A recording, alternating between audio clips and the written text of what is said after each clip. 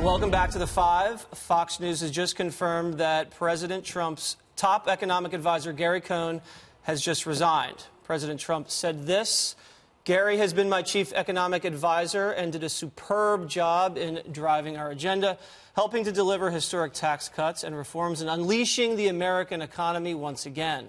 He is a rare talent, and I thank him for his dedicated service to the American people. And this statement out from Mr. Cohn: it has been an honor to serve my country and enact pro-growth economic policies to benefit the American people, in particular, the passage of historic tax reform. I am grateful to the president for giving me this opportunity and wish him and the administration great success in the future. All right, Kimberly, he came from Goldman Sachs. Correct. And great pedigree there, very successful on Wall Street. And he was considered what people say in the White House who didn't like him, a globalist, meaning not an American nationalist, more concerned about the world economy and not necessarily a defender of the American manufacturing base. And had a lot of internal fights with some members of the administration. And some people are now speculating that he may have resigned in the wake of President Trump's saying that he's going to enact steel tariffs. What do you think? Okay, so I think that he's obviously a highly competent individual. He was well regarded at Goldman Sachs. I say it's fair to say that people thought that he was more of a globalist. That term has been used. I think that, you know, he's somebody obviously that wanted to serve the country, worked very hard in there. The president liked his organization, and he would present like charts with him and like different color-coded, and he liked that. So it was very organized. I like organization.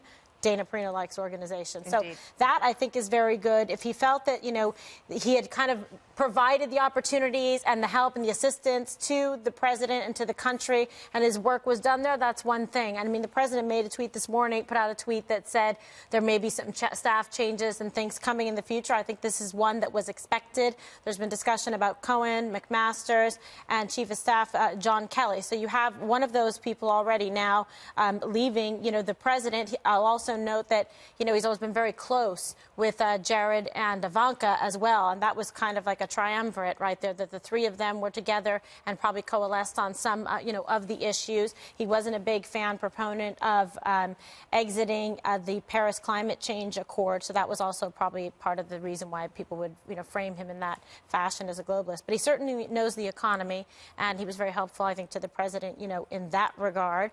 And now you see, well, they'll bring in some new people, because what does the President Trump do?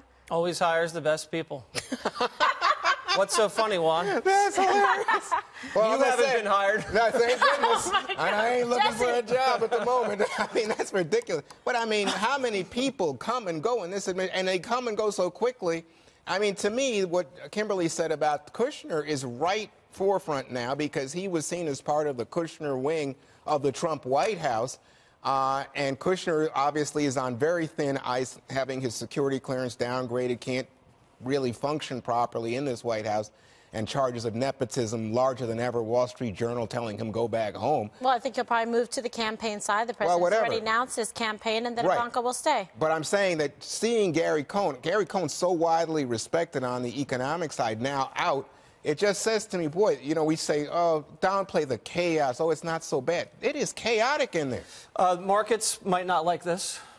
Yeah, but I think, here's one thing. I think that he's been a loyal public servant in that when you said that, you know, a globalist cares more about the global economy than the American economy, I think he would say that that's not true. I think that he's resigning on principle because he cares about the American economy. And the accomplishments of this past year, especially with tax reform and the dereg piece, actually very much helped the United States economy, and just on principle decided to resign. And that's when you know you have a loyal public servant.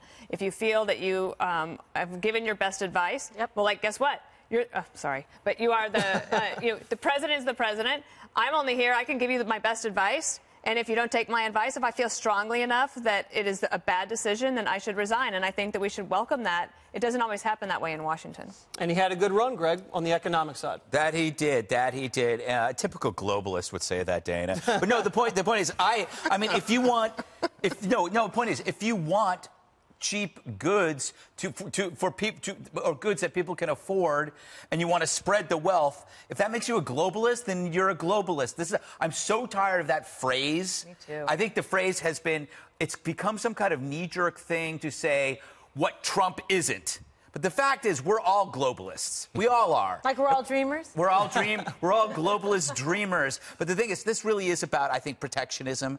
And I think, he was a big proponent of free trade. Obviously, Cohn was. And the problem with populism, one day you zig, the next day you zag. It depends on what's popular, what people like. And I think, when Trump will say he's a free marketer, but then he will talk about protectionism. Then he'll say, well, I'm about fair trade.